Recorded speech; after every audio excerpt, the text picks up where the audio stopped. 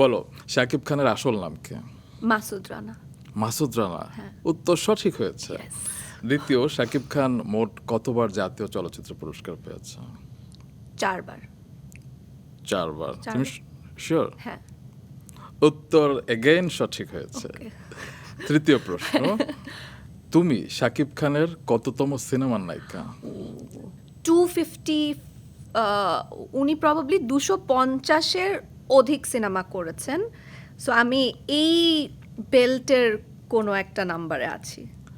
কাছাকাছি যেহেতু গিয়েছো, আমি তোমার উত্তরটাকে সঠিক বলে Okay, ধরে thank নিতে you. পারি। আপনি তুমি একটু বলেন। 253তম ছবির নায়িকা। Oh, wow. মানে শাকিব খানের 253তম ছবি হচ্ছে তাণ্ডব। তাণ্ডব। চতুর্থ প্রশ্ন, মনের ঘরে বসত করে, এই সিনেমায় শাকিব খান এবং অপু বিশ্বাস জুটি ছিল। অপু বিশ্বাসের চরিত্রের নাম কি ছিল? এইটা বোধহয় পারবো না। আচ্ছা, চরিত্রের নাম ছিল বুবলি।